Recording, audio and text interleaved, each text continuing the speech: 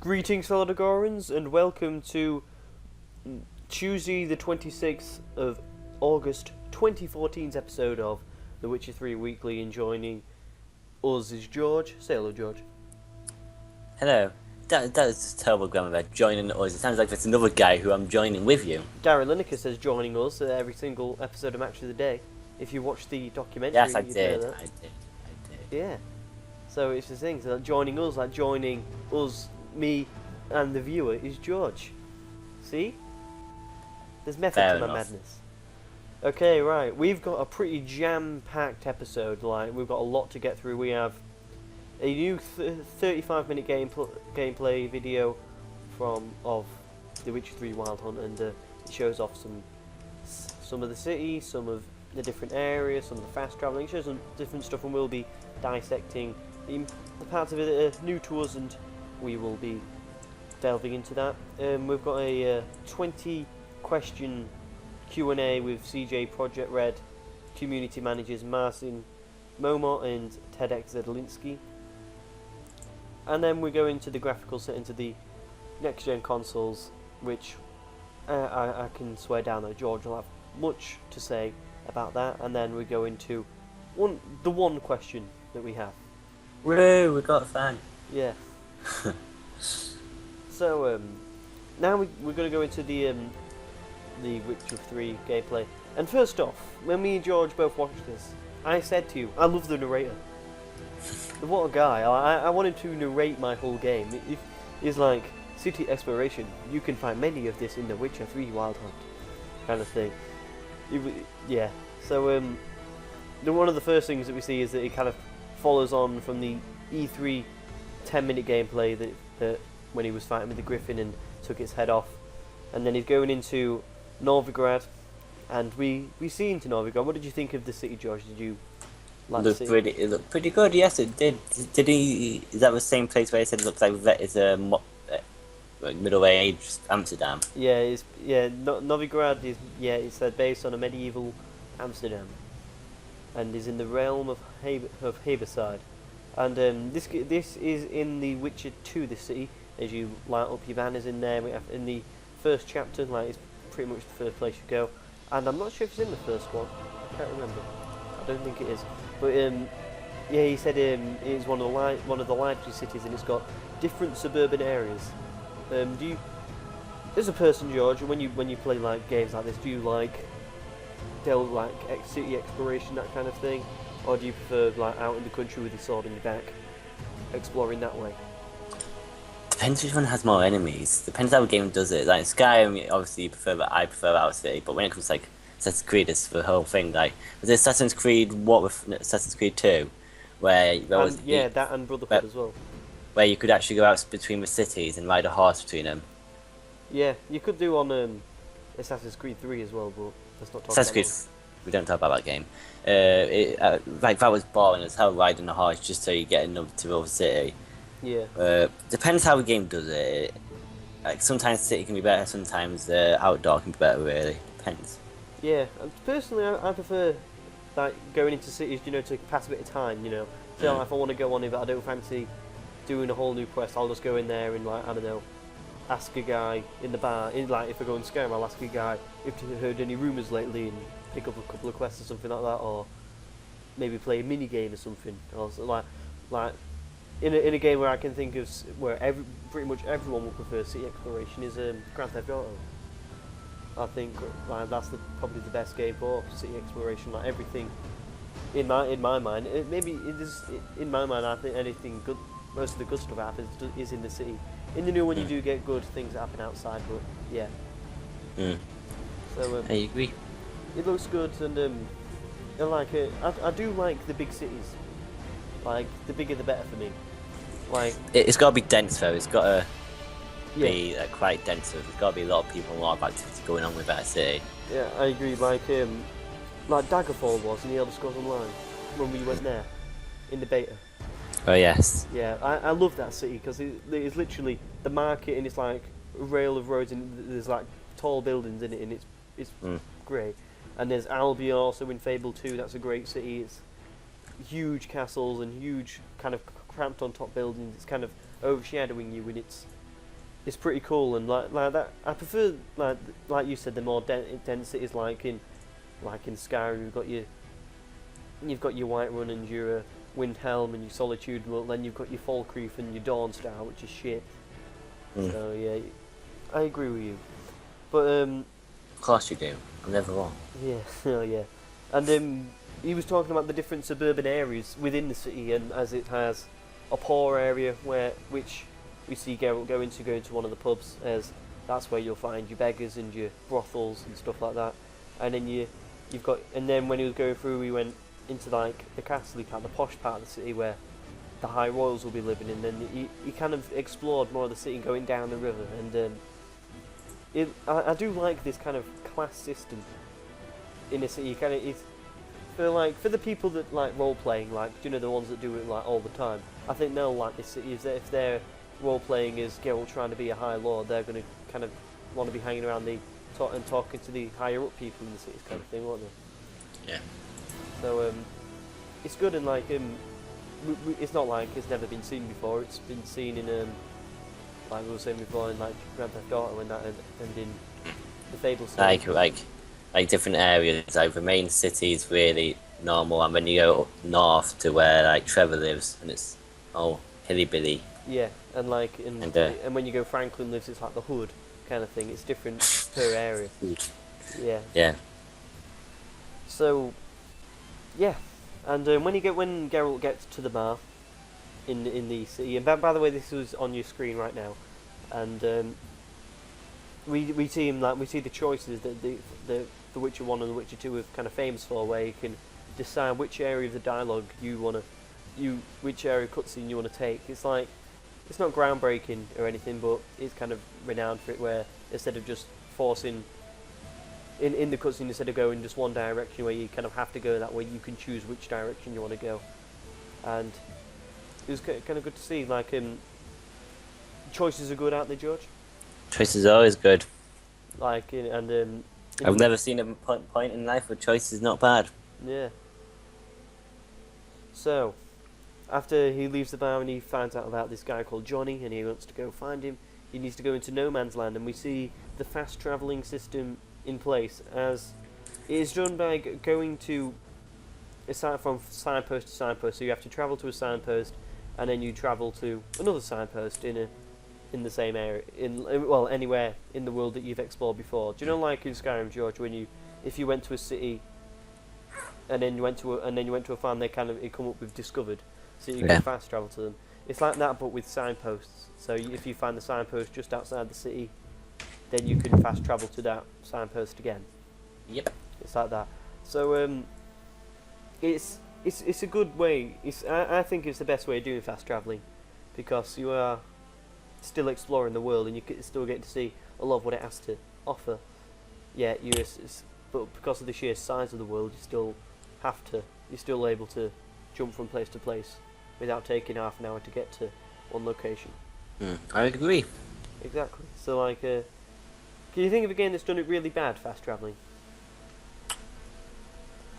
I'd say Assassin's Creed Black Flag, but no, maybe not actually, because you couldn't exactly spawn. Like, you could only fast travel to certain locations. You couldn't exactly fast travel. You could only really fast travel near the cities. Really, you couldn't exactly fast travel to middle points in the ocean or anything like that.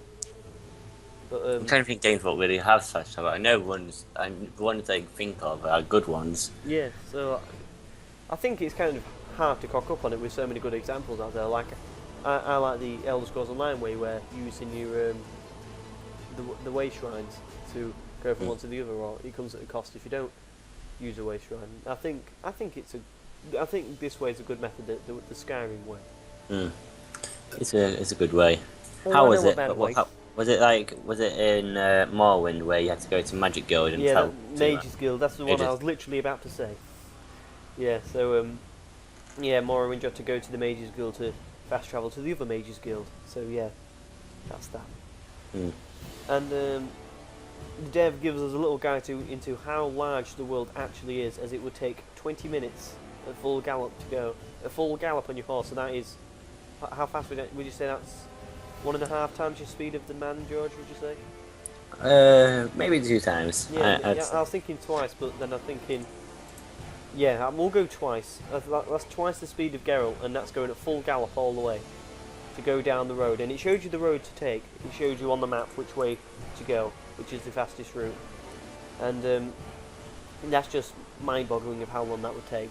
That's one side of Skyrim to the other, isn't it? That's like it's around that pace. And then there's so much to see around there, and it's just huge. It's massive. But when we arrive in No Man's Land, which we saw briefly in The Witcher 2, we saw mainly in the first Witcher, but in the first Witcher it's not like it is kind of now. Now we do see how gloomy and dark the area is, and we see one extreme in the posh part of the city to the other, with how gloomy and dangerous it appears. Like it does appear that like there's a monster around every corner, kind of thing. You always have to be watching your back. Yeah. And what do you think, George, of like having different zones that are kind of They've got different, like, what's it called? Where am I looking for? Different. I can't think of a fucking word. No. Different types of weather systems. There's an actual word for it. change? Different types of climate, maybe. There's an actual word I'm looking for, but I can't really think of it. But yeah, like. I'm gonna use Google. It's annoying me now because I know a word is on the tip of my tongue. Different types. This is ridiculous of climate. We're gonna go like fuck. I can't believe I don't know this. Fuck me. I don't think it's that important, to be honest. Who gives a shit? But yeah, I like it. It gives a bit more change and I can't get fucking words out of my mouth today. Variation. That's a fucking word as well as I was looking for. A variation to the game, so you're not just going through the same world and same kind of weather system climate. Exactly. And plus that And there's a 24-hour weather system in there as well in this game. Yeah, apparently it's been credited by how extremely dynamic it is. Yep, I think we just did in our first video, didn't we? We did, yeah. And yeah, we'll move on to into the next point, and we see Johnny. And Johnny is this scary-looking kid that looked like he just starred in Michael Jackson's remake of Thriller. He looks like a creepy-looking kid, doesn't he? And as you see, we help him get his voice back by fighting a few monsters and using signs and the new weapon of the crossbow. And the signs they have a similar take when in production of what they had in The Witcher 2, but the way you can toggle in between them is different. As you don't have to go onto a different menu, you can just push the bumper stickers to flip between which one you want and then use them that way. And I think that's a much better method. So I also like when he's actually getting the thing so Johnny can talk. The narrator goes, "We'll go this way because it looks cool." Yeah. Keep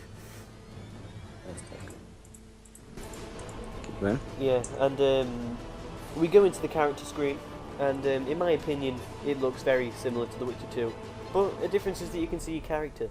So you've got your character in the middle, and then you've got your items just to the top left of it, and then you've got like things that you can include and put on you and stuff like that. So it doesn't seem to be that different to me, but yeah, I thought the method was good in The Witcher 2, but if you're playing the game on PC, there's most likely going to be different UI mods anyway, because The Witcher 2 is quite heavily modded if you go on Nexus mods and stuff like that. Oh, Witcher 2 is modded. I remember seeing it now on Nexus mod. Yeah. If you want to have a look at that community, keep going. And we see one of the new types of monsters. We see werewolves, and they look very much to me like the Harry Potter werewolf. Do you know Remus in Prisoner of Azkaban? When he turns into a werewolf and he's kind of like really skinny and doesn't have a lot of hair on his back, you kind of see his bones. That's what they reminded me of. And they're like, they seem to be just over man height. They don't seem to be overly large, and they don't really seem to be overly difficult to kill. But yeah, it's good to get different monsters in there. And what do you think about the variety of monsters in the game, George? Do you More the better. Exactly. You have to, if they all have different kind of combat ways, you have to like, oh, it's this monster, I need to battle this way, or it's this monster, I need to think this way, and stuff like that. Yeah, and there's over 80 over 80 monsters in the game, and let's compare it to Skyrim, where there was the Falmer, the Draugr, the dragons, frost trolls, mountain trolls, skeever wolves. Well, obviously, they're not monsters, so. Well, I'm probably missing a few, so we'll probably say around 12. I'll have a quick search. There's not many at all. No, well, it felt like a lot when you're playing, but I can't get my head around by how many there's going to be. There's a lot of there's like different Types names, of dragons. There's different types of dragons. There's different types of dragon. There's different types of dwarven things, spider worker, spider guardians. Oh yeah. There's different types of farmer. There's different types of spiders. So there's only a few types of actual monsters, but there's a lot of subcategories in that. Yeah. So we'll go into the next point, which is we see the use of the Witcher sense, George. You know when he kind of saw the different red thing. Yeah. Yeah. That's a brand new introduction into the Witcher series. As this wasn't in the Witcher 2 or the first Witcher. We saw it in the E3 gameplay where he was tracking footsteps to find the monster and he put an arrow into him and see the dripping blood from the griffin so that he could follow the monster to a high point and then kill it. In this case, he was using it to follow tracks to find a cave, and he went into a cave, and I can tell that I'm going to seriously overuse this new mechanic. Well, it gives you a little bit of advantage. Exactly. It's fair to be used. Exactly. Like I'm not sure if they'll have. I'm not sure if they'll have like different, like a cooldown on it or something like that. They possibly might. Like it seemed to be flickering in and out of it before, so there possibly might be a little bit of a cooldown. But if there isn't, I can pretty much see myself using it in there, kind of all the time. If it's because it's not online, I don't see there's any reason for a cooldown. Well, it's not really OP, is it? Such a thing, because it's offline. There's no way it'll give you advantage over people. In offline games, you still kind of get cooldowns in a form. Fair point. So like, I think it probably will be, or else I think to kind of stop it being overused, maybe. But we'll see. And when we went into the cave, we saw a different new mechanic, which was diving underwater, which apparently you can pick up quests sometimes by doing it, by going underwater and seeing things in there, and there's actually going to be forms of underwater combat, which I haven't yet experienced properly. Have you really experienced it, George, underwater combat? I don't really know, because I've never really experienced it. No. Like, I can't think of a game where I don't think I have played it. I've played, I've played Assassin's Creed 4 when it's on the water and things like that, but no. So, yeah, it's kind of like a new way of exploring different areas of the world, but I don't think I'm going to be spending that much time underwater. It's just a nice little new mechanic in there that they've put in. So, at the end of the story, when he finds the new monster at the end, the new big kind of flowery monster, and he defeats his kind of minions, he kind of gives you the choice of your own ending, whether to keep the monster alive, as it doesn't mean to do bad things, and instead it'll learn the next time, so you can decide to keep it alive, or you can decide to kill it, as you've heard from the town people that they need protecting. So them kind of endings, because that's kind of a drastic ending. It's choosing. I think kind of there's actually 32 different endings to this game, so exactly. As the end of the game, it's the actual ending of the game. There's 32 different ones at the end of the main story. That's massive. Like, to me, that scene to me is 32 different reasons to play through. Like, yes. Like, can you imagine like trying to play a game and then you're like, I want this different ending, and find out you just made a mistake along the way and you got the exact same ending. Exactly. Like, how many? I'd piss you off. Like, oh, then I wanted this different ending.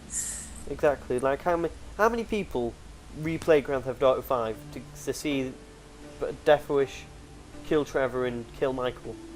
I bet near enough everyone that played the story must have done it at least one more time, or gone on YouTube to see the ending. Yeah. because it just intrigues you to see which way was better, and if you made it's kind of that. And after that, when we see the me creatures from the tapestry that old woman was looking at earlier on in the video, where Johnny took him to the old lady, and we see the kind of gnome-looking woman, and the woman has like a hay bale for a head, and I'm gonna call them the ugly stepsisters because they're pretty freaky, and they were giant, and it just looks, and it's good to have that gritty feel on you kind of like your bad monsters, because like there's games where everyone's kind of like a supermodel, if you know what I mean. Like, it doesn't matter how good or bad you are, how many stuff you've done, you always come out looking with your clean face and your L'Oreal hair kind of thing. And it seems that this game hasn't got that at all, as these things are ugly as fuck. Yeah.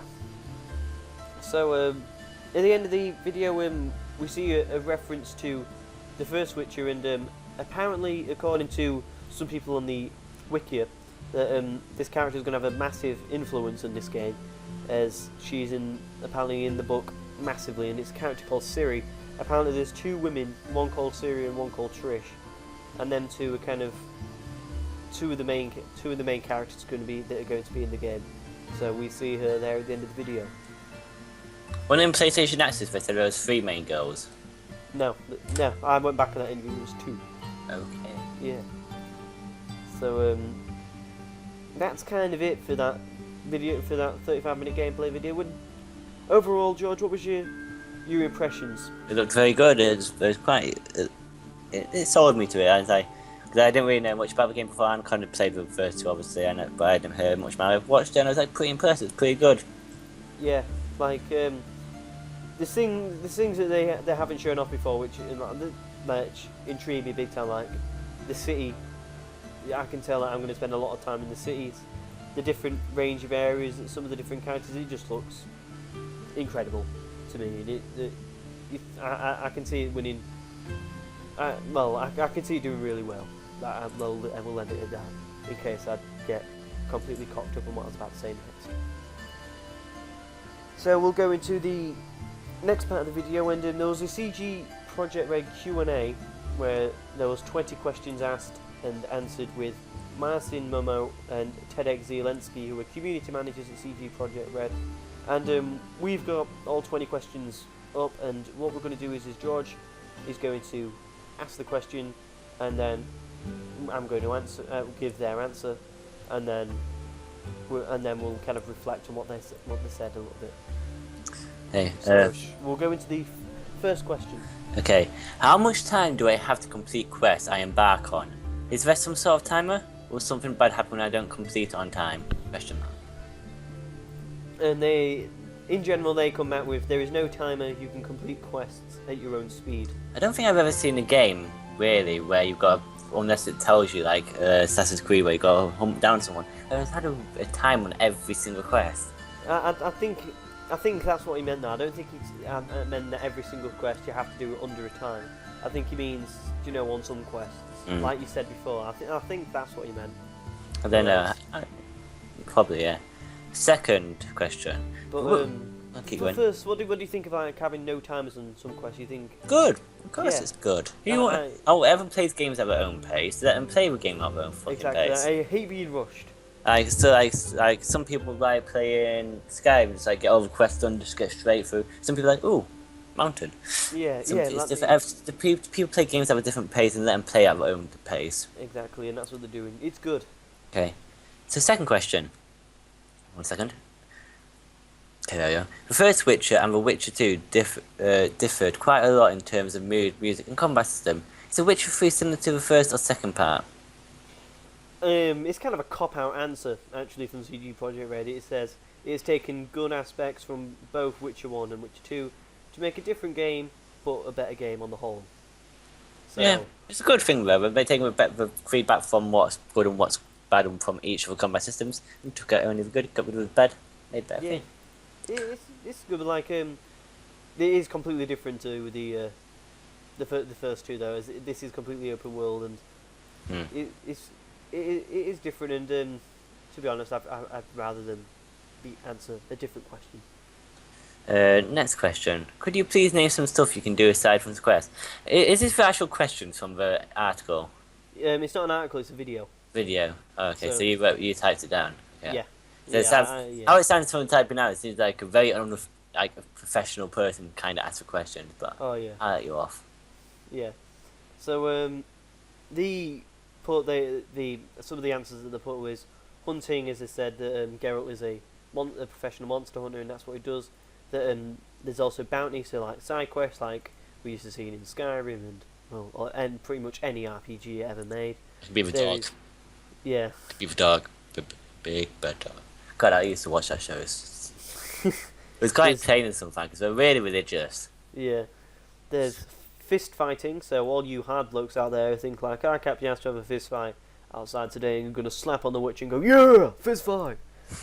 So if you're AP McCoy or any famous horse jockey whatsoever, you can live your dream in the Witcher and be a jockey. So like you can have your hard. Now any jockey out there must be like now going like, well, I've had a hard day of riding my horse, a bit of saddle sore. I'm gonna sit down and play the Witcher. I'm not fancy doing any quests today. I'm gonna do a bit more horse racing. Yeah, That's- they'll say that, but like 10 times the speed Yeah. with a bit of accent as well. Yeah, so yeah, like and there's also boat racing, and there's this thing that they said about points of interest where you can just be exploring in the world and you'll see.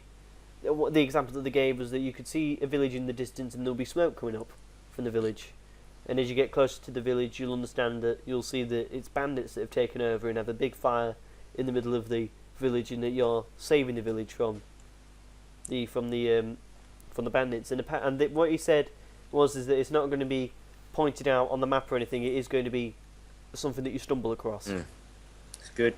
and that just makes me that just gives me a big boner. I knew you'd say that. I know, I knew you'd say that. That's my phrase. That is my phrase. Ever since I said it, how many weeks ago? 4 weeks ago, was it?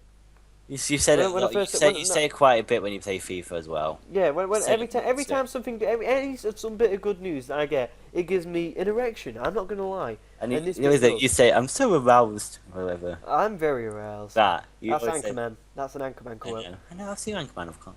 Yeah. So, So like, yeah, I love that. So just it's good, very good. like it's a distraction gameplay, which I think any person who's played the Elder Scrolls game has just developed to go when they're walking around when they're following the main quest, they'll see a shiny thing in a cave or a huge monster and go, ooh, what's that over there? And then they'll run and get it and have a look. And yeah, I love this. Okay, so next question. Let's assume we leave our horse somewhere and forget about it. Will it stay there forever, or perhaps be stolen, or can we summon it to our location? Originally, I thought it said if we leave our house. I was like, what? Just forget where your house is, shit. Yeah, where the fuck my house? Oh, Summon crap. it. But well, to be honest, if you did have a house, I don't know if housing is going to be in the game, and you had it in that massive city, I probably would forget where it is because the city's so freaking big. But the CG Projekt Red answered that you can always summon your horse with, like, when he said by whistling it, but in reality it's just pushing probably a button on your D-pad by call horse, and then your character then Garrett will whistle, and then your horse will come like that. That's how most games do it, and it's probably the best way to do it. Unless It is, because Skyrim, I lost my horse too many times. Like, I had to just specifically fast travel somewhere just so I could get rejoined by my horse. Because he literally, he didn't used to just stand there. He used to run off. Like, you'd get off it to run one direction, and the horse would turn around and go, fuck you, that's my day done, and run home. That's kind of what he did. I'd be like, cheers, mate. And then you'd like run away and try and get on it, and then you can't find the fucking thing. It's just running away from you. Like, fucking stop. And I'm like, yeah, like. oh, sorry about that. Just yawned. So yeah, it's the best way to do it. Yeah, but yawning, that shows how good our episode is. I'm Subscribe to Dagora TV as you will yawn your life away. next question. How many difficulty levels will be in the game? They answered with, there will be many, but is dependent on the area, as each different as the enemies have a scaling difficulty based on that area. I think by this means is that, do you know, like if you went into like No Man's Land, that like the enemies there are going to be meaner and have like a higher scale rate than someone that's like in a nicer country area kind of thing, which is understandable, really. Like, it's good to keep that kind of realistic aspect that there's going to be areas that you're going to want to avoid when you're kind of just coming into the game and kind of not and trying to grasp the system, and there's going to be other areas that are going to be, as you get better, they're going to be easier. It's going to be like that. Okay. Really. So, next questions. Will there be gnomes in the game? I had to look. Pretty abrupt question. Answer this. No. Yeah, I had to look this up because I didn't understand where it was because there's no gnomes in the first two Witchers. Apparently, it's a running joke going from The Witcher 1. Do you know, like apparently like on the second Witcher, they slipped in like a few lines going in like like you're as stupid as a gnome or something like that, and which was like basically the developers winking at the community that have on the forums since then. So like when they said they just literally looked in the camera and went no and moved on to the next question. Next question. Are they monsters you kill only by using a special tactic, like using mixtures or knowing a hidden weakness? Question mark. They said absolutely, as is kind of what now the preparation before combat is something that was probably the Witcher 2's strongest suit, and that's what's kind of gained it all the recognition and all the awards that it got throughout its time. As well, it's just like you got to think like, oh, I've got this enemy battle coming up here. I know it's up there. How can I be stronger? I'll take this potion now so that this gives me a strength bonus, so that when it comes up to it, I'll be able to. I've got more chance of beating it. It's just if they got rid of that, then I'd be unhappy, very unhappy. I like because you got to try. I like where you got to think before you battle kind of games, and I enjoy that. Tactics in any game is fun. Any game, like if people go like, oh, tactics is just boring. Like everyone uses tactics in the games. Absolutely everyone. Like if from a game from real time strategies like Total War, you're obviously going to use strategy in there. But then games like FIFA, you're obviously going to use strategy. It's a sports game. And then you've got games like Skyrim and Elder Scrolls Online. You know, I'm just going to come in here and bash these monsters to shit, then run away. Every game has tactics, and these games have thrived on the way that they've done it. Okay, next question. Can you take weapons off enemies after killing them in combat? The answer to this is sadly no, as he's used the same two swords throughout Witcher 1 and Witcher 2. He's got his silver sword and his steel sword. His steel sword is for human combat, and his silver sword is for when he's fighting monsters. And he also has daggers, like a short dagger to go like, so like if he's fighting an easy enemy. And the two new inclusions in this game is the crossbow and the fist fighting. So you can't exactly. It's not like an Elder Scrolls game where you just find the dead body and take weapons off them and you can use them, because he's like the highest monster fighter in the history of that world. He can just use. He uses his swords because they're apparently the two best ones, and they have big sentimental value to him. Okay, so next question: is the entire soundtrack composed by Percival? Is the music in the game dynamic? They said the questions to the first one is no, that it's not composed by Percival. It's composed by Martin Shibowevich, and the music is dynamic. And the music that I've heard so far, I've got no issues. I thought it had a nice. We could see it was dynamic when it was going in and out of combat in the 80-minute gameplay. When he was playing combat, it had this weird music on, and I can't remember what it sounded like, but it was quite cool. Yeah, it's kind of like a medieval music on it, kind of thing, like an Oliver Twist kind of thing, kind of vibe. Like that, I think you actually said that quote to me. Yeah, and I think that the question at the end, is the music in the game dynamic? I think that's a bit of a stupid question, to be honest. Most games have dynamic music. It's not PlayStation 1 era, is it? It's like, come on. But yeah, apparently some people were kind of sad that it wasn't composed by Percival. But to be honest, the music so far sounds good to me, so I'm not complaining. Okay. Next question: does the horse have its own infantry so we can stash loot in it? The answer that he put in is yes, and apparently he was advised to hold mainly your potions and your ingredients, as apparently it has something. Apparently, I don't know if they didn't say anything if it's a weight system or if it's kind of inventory slots. whereas in the first two Witches it was inventory slots. I prefer a wait system, to be honest.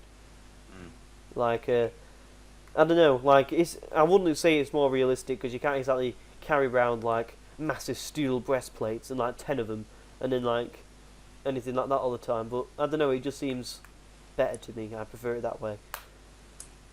So, yeah, he does. The horse does. Or she, whichever horse you're buying. Okay. Or stealing.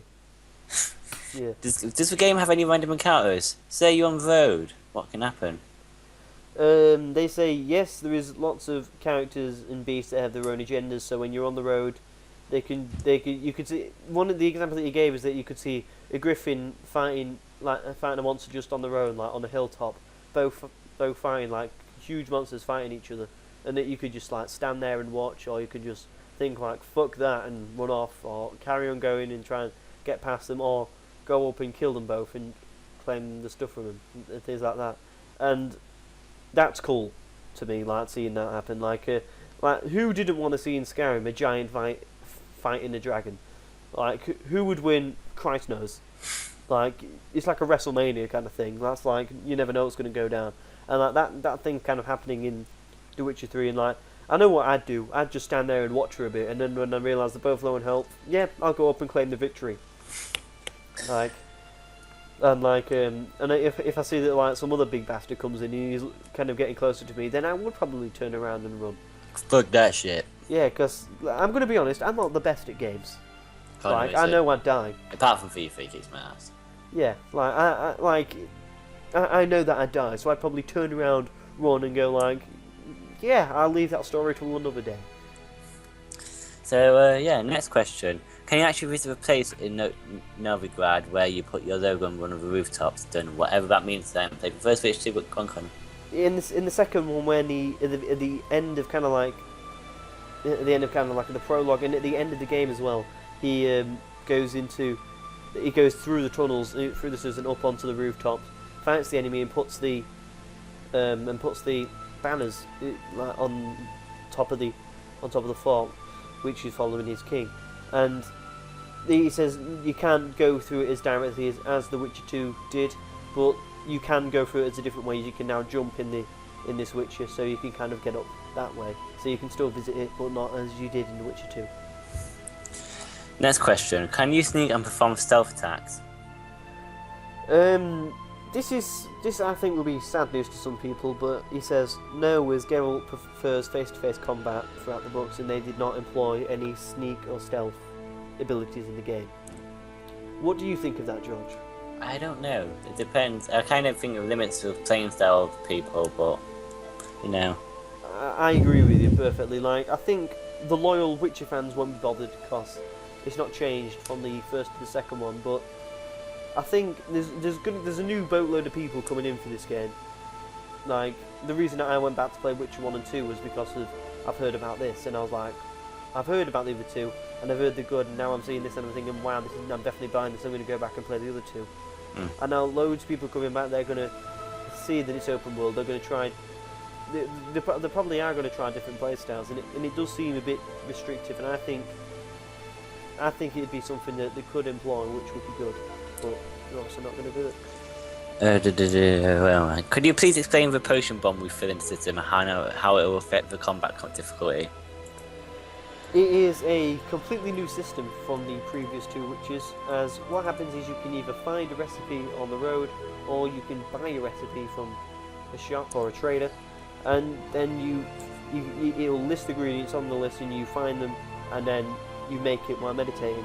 And if you make the first potion, the first time you make it will be classed as a level 1 potion, and they can be used either before combat or during combat, and during combat wasn't done before in the first two Witches, and that is something new. And you can refill the potion when you were meditating, and it'd have to be done by getting more ingredients, and that way you can upgrade it to other levels. So there's a couple of new things in here about potions which haven't been done, like you can use them during combat, and you can use them, and you can upgrade them through gathering ingredients, and it's got like a leveling system to it. So during combat, I bloody hope it's not like Skyrim was, Because in Skyrim, like, the potions there were kind of like an oh shit kind of thing. Like, I'm about to die, I'll just go into my inventory and get my 75 points increase in my health. As Tyrone the Red Guy put it on the ESO Weekly, George. Yeah. So, what do you think of it, doing it in this way? I think it's good. This is I don't mind both health systems. It really depends how you like playing. Really, again, it's like, do you mind actually pausing the game and like stopping the gameplay, or do you want to play tactically? It's really how you really prefer. I hope it's not like like you have to stop the game. I hope it's kind of like on a little kind of like a roll kind of system where, say, like there's a little bar and you can take it by pushing. I don't know. Say you're on the Xbox, you can press it by pushing something on the D-pad or something like that. Like ESO kind of style. Yeah, like that, exactly, where you don't have to pause the game and do it that way. Because I find it a bit cheating, do you know, when you pause the game and do it that way. I understand. So, I hope that way. But he did say also that the ones that you take before combat will be much stronger than the ones you take during combat. Okay, so next question. Will there be monsters, as in monsters that you won't just attack but talk to as well? I think I missed it. Yes, I have. Alright. Sorry, I'm sorry about that. That's the next question. Can we expect unique story branches that alter the course of a whole You missed story? another one as well. Yes, I did. I'm Yeah. I'm sorry, I've scrolled down and lost where it is. Will there be quests which are not about killing at all, like in the short stories? Will you be able to solve a good amount of quests without killing somebody? I'm sorry about that. The short stories will be what he was referring to as the books. And they just answer with yes, there will be plenty. Where you don't have to kill. As to be honest, like in that gameplay, it does seem to be a bit like you running a bit, killing a bit, carrying on running a bit, kind of thing like that. You know what I mean? Whereas like it's kind of refreshing to see there is kind of other types of quests, and it's kind of good to get that confirmed, if you know what I mean. Yes. So next, can we expect unique story branches that alter the course of a whole story, similar to how The Witcher 2 handled it from chapter 2 onwards? Will choices and concepts play a big part of the story as they did in the previous two games? They reply with yes, as they, as like they have that. Well, like what we said, George, at the end, was it 36 endings? You said 30, yes. 32 was it? Yeah, I think yeah. Yeah, I think so. 32 different endings in the game, so that's just telling you how many different ways you can take in the game. So yeah, next question. Will there be NPC monsters, as in monsters that you won't just attack but talk to as well? They said yes, there'll be times when you are able to reason with them, so you can kind of get along with them. As we saw that in the 35-minute gameplay, he had the chance to reason with them, and they also said that there will be times when you may have to team up with them, which should be interesting. Going like talking to a monster and going like, "I'm going to kill you if you don't do wrong," and then you see a bigger monster come and like, "Well, fucking team up here," and then I'm killing you. Like fuck you, but I need you to kill that fucked up. So yeah. Before we get into the next question, this is the most important question of the Q&A. So like, I just want you to take your time in asking this question, George, to really let it sink in with the viewer. How much coffee do you drink each day at CG Project Red, and does it auto-refill? What a question, and they didn't even reply. It's information they're not yet ready to reveal to the viewer. They just sat there, drank coffee, and looked into the camera. So it's a shame they couldn't reveal that information yet. It's obviously too much of a spoiler, you know, for the storyline. Imagine at the end of the game it comes up and going like, yeah, we had 37,000 cups of coffee. I think ESO told us how many drinks. Yeah, coffee. they put ESO by the numbers. Yeah, they actually told us how many drinks coffee. So I see them find it. Yeah. Yeah, but I don't want this, George. I don't want this as part of a little leaflet before the game comes out. I want this in the game. I want them to tell us. Geralt will go like, he'll just stop in the middle of a quest and look into the camera and go like, "Did you know that it's CG Project Red? What are the names? March and Momo and Ted Zielinski, the community manager, were not yet ready to reveal the information, but they actually had 37,000 cups of coffee." Yeah. Yeah. So yeah, nice little joke. But like let's move on to the proper stuff. 20. That's when I think. 19. 19. Sorry. Will there be edibles (brackets food and drink consumables) (bracket) in The Witcher 3 as well as in the first game, or is food and drink strictly an in-game cinematic element as in The Witcher 2? They said that they're not. That more info will be released in the up and coming months, as they are trying to attach it with in-game mechanics. So it seems to be that they're going to be edibles that you are going to. It seems to be different than the Witcher one, and maybe it could be like a little cooking system where you create your own food to give you little bits of bonuses. 162,784 Cups of coffee at ZenMax drank. Yep, just had a quick Exactly. search. So yeah, next question: will there be any change in the inventory system, or will it be the same? What they answered back was that there is changes to the inventory system, and it will be shown off in September. Obviously, because September's by far the best month of the year. I mean, it's Yeah. the best, especially the 20th day. I think they said it because this next month. Oh, it could be Eurogamer. Ooh. Ooh, it could be Eurogamer when they set it all off. Depends, because there's still quite a lot of games to be announced at Eurogamer, so that could be one of them. Yeah, I hope it is. It should be. Like, it's one of the biggest games of next year. So, yeah, that is the end of the 20 question project thing, and there's a little, I looked in the comment section of it, and there's a few people that kind of want this to be kind of like a monthly thing. So I kind of hope it is. It's like give us little tidbits of information every now and then, kind of gives us a bit more to go off. Yeah. But that's my main reason, really. Just it gives us more to talk about when we do these episodes. Uncharted 4 needs to do it. Just do something. Yeah, it's like we're running dry after one fucking week. Like so. we may have to make it a bi-weekly. We don't know yet. We're gonna try one more, see if it can hold up. But you know, so yeah, keep carrying on with the news, Connor. So the last bit of news that we're going to give is about the Witcher 3's graphical settings on the next-gen consoles. As they said, the graphical settings are not yet optimized on the next-gen consoles. But, like I said, the IGN article, which was released, I managed to find on the Witcher Reddit, and they said that it's like they were shocked it actually runs on it because they were expecting it not to run on the game consoles. They were saying, but it runs. It just needs a bit more optimization. They're saying they don't think it will get to 60 frames per second. They want it to run at a steady 30. Yeah, Which isn't bad. I'd rather have a steady game where it's constant 30 than a bit of jagged 60, but still. It proves how kind of different consoles are to PCs, but oh well. Right. But yeah, still not bad. We're still really good. If I think we're going to still maintain this 1080p and we'll have 30 frames per second, which is still good. Well, at the minute, it's on the PS4 when those on the little what they're released so far is that the PS4 is currently operating at 900p at 30 frames per second, and the Xbox One is at 720p at 30 frames per second. But the visual effects artist Jose Texeria said nothing is set in stone, and they are trying to bring the optimization process along at a faster pace.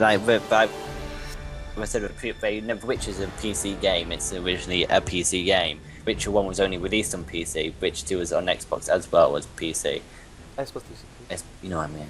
And they obviously think PC first, so they obviously code for PC architecture and then port it over. And that means when they do port over, they've got a lot of porting to do, quite a lot of coding to do to make it optimized for the console. Normally it's obviously the way around. Companies make it for the console and port it over to PC, but obviously Witcher's done the opposite way around. Because CJ Projekt Red are a good developer. Because CJ Projekt Red, PC gaming, I think they don't give a shit about the console. They just they just care about the fans, and they care like making the best game possible. And I think the majority of the fan base is probably on a PC on playing this game, so they'll probably go with that in mind. And honestly, I think I might go on PC because my PC is better than PS4 downstairs. So you know, I'll be getting on PS4 because I just prefer playing games now. But to be honest, I couldn't care less. I know, Connor's not a person who doesn't give a shit. I couldn't care. If I want to get a game on PC, I'll get a game on PC. I don't like this. I'm never one of these people that's like PC Master Race or console's better. I don't care. I really couldn't care less. I care to a certain extent because I know PC is the better thing of them all, but I prefer my console on certain games versus PC on certain games. It's really what game it is and what preference. Exactly. Like Like, FIFA will always, never matter what it will be better on console. No matter, FIFA will never be good on PC. It's just shit. I've played FIFA on PC. Shit. But FIFA on consoles, good, brilliant. Yeah. Assassin's Creed on consoles better than PC because they're really bad at porting. But then with Skyrim, which I prefer on PC than console. I prefer Skyrim on PC, but what I was saying before is that I don't like the people, like a PC Master Race and then will never buy a game on console or never try a game on the console just because they believe that the PC is just so much better and it's not worthy for them, kind of that thing like that. I hate them people. Well, it's not hatred, but So I'll end up I'll get it on PS4 first, and if I really like it and I hear about a really good modding community, then I probably will move over to PC. But I'll definitely start off on the PS4 because it's just how I like it. So you like sitting on a sofa with a controller in your hands without mouse and controller, with mouse and keyboard. Yeah, it's just me. Personal preference. I'm a mixture of both. Yeah, it's like anything. It's what you prefer. Like when I what was I going to say? What was I going to say? Like if I see something, say if I was going to now I'm thinking of getting Mafia 2 again, but on the PC because I've heard that there's some really good mods for that on. So I like some really good story mods to get. So I was thinking of rebuying that because it's only $3.99. So that, it's things like that. I enjoy playing games on both. You enjoy playing games on both. We're kind of similar in that aspect, aren't we? Yeah. I like having two monitors as well. The thing I like about PC is I've got two monitors. So one monitor can be playing Skyrim, and the other one can be watching a football game. It's quite good. I enjoy that aspect of it, but sometimes you just gotta sit down on the sofa with a control in your hand and just relax without sitting on the desk chair. Exactly. There's pros and cons to both. Like we said before, sports games and, in my opinion, driving games, I think will always be better in a console. And then you've got your MMOs and stuff like that, which will always be better on a PC. Right. On a PC. Like one game I'm going to be confused how I was going to win on a fucking PS4 is Daisy going down to PS4, and that is the control system on keyboard for Daisy is insane. There were so many buttons to press. I don't know how the fuck they're going to do. Sorry about that. I don't know how the fuck they're going to do on PS4. It's hard to put them. There's so many buttons. So you never know though. It's coming out though. Well, wasn't there a similar concern when there was on about Minecraft, saying that they weren't sure how they was going to bring that onto console, and they did it. Yeah, they did it alright, yeah. That's coming back, that's PS4 Minecraft is coming out soon, which I probably won't get. No, I probably won't, because I've got it on the PC now. I've got on PC as well. The effect, the novelty effect of Minecraft's kind of worn off for me now. Yeah. Depending, my brother keeps playing it because he's got loads of texture packs. He plays with his mates and stuff. So. Yeah, exactly. Yeah, you probably end up going back. It's a nice game. I played Minecraft bloody years ago. I bought it in Beta 1.0 when Syndicate originally started this Minecraft project. It was episode 20. I started watching it. He finished at episode 400. So yeah. Well, I've played it predominantly on PS4 because that's on the Xbox. Sorry, because that's how. Yeah, I had friends playing it on that and like that. I played it a little bit. Oh, pissing Callum off is the funniest thing you can do. Is that mate who really gets mardy and temperamental really quickly, and it's so funny to piss him off. He's one of the guys you just want to piss off because his reaction's funny. His comments we take piss. Oh, for fuck's sake, this is shit. That is signature. That is him. Like when the one was that me and Tyler made a Hunger Games map, and we literally it took us ages to make it. And this is when you was on PS3, George. You know we did that one when you was on Xbox. Yeah, we did another one after that. And it was massive, and we took ages doing it. It was like, oh, we'll all go on it, and we was all in it. It was 8 of us, and Tyler's got really good internet, so it was all right. And then we all went in it, and then. Do you know when you we said we'll have 30 seconds and then you can run off, but Callum ran off and he got stuck in the fire after the 30 seconds, so he died. And then he was like, oh, for fuck's sake, can we start again? And I was like, no, tough, Callum.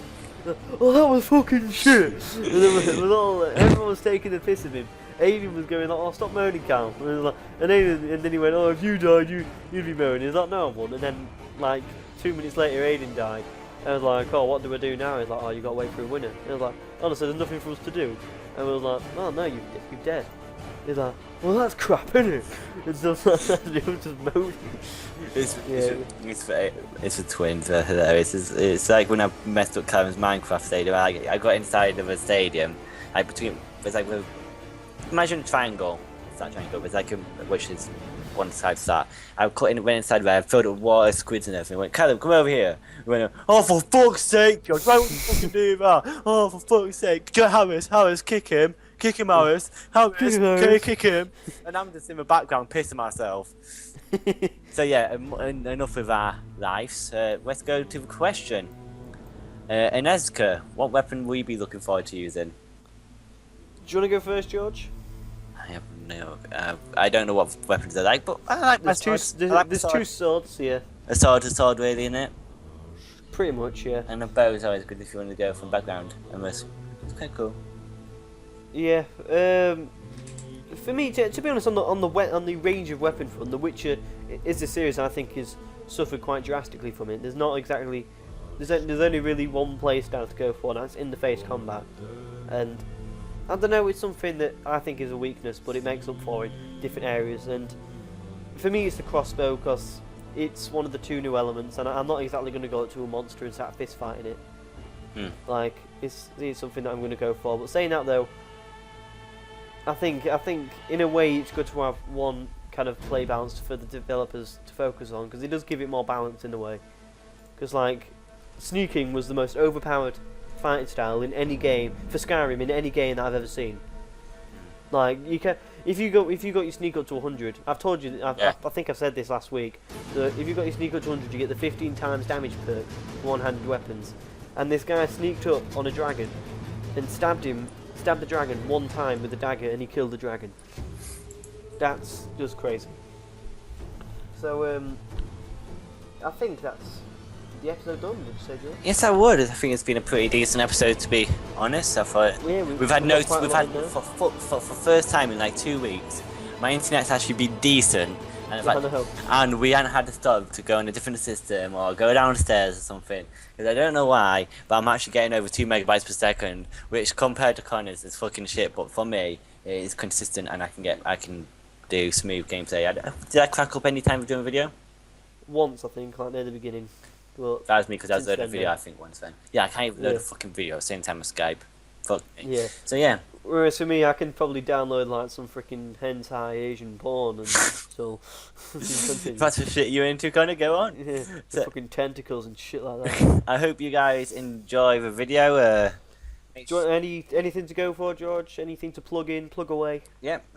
We've got our Witcher. No, Witch Weekly is what you're watching right now. We've got. I'm used to this S1 Weekly. We've got S1 Weekly, which is by far our biggest series we've got. Friday, yeah. Which will be on Fridays. We've got Uncharted Weekly, which is going to be a Wednesday. Which we don't know if it's going to be weekly soon. We're just going to see how it goes for now. But if it just come to scarce, we're gonna make it be a bi-weekly. I think I can see us ending up probably doing it bi-weekly until the end of the year. Yeah. And then doing it that way. We've also got a donation link in the description below. Make sure you click that because it helps us out. We don't have to, but we like you to. Yeah, we need help. We are looking to completely improve the channel. Man, we've got a lot of the Rings losses which we've released one episode on, and we're aiming to to pay my brother to make me a book. Exactly. We're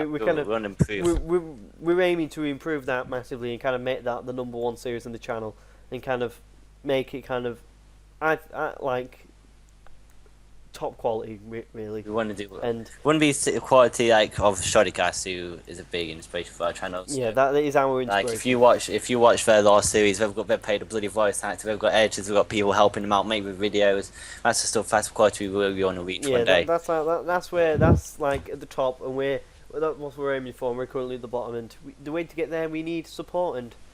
It's financial. Even if you can't donate, share our video if you've made. So.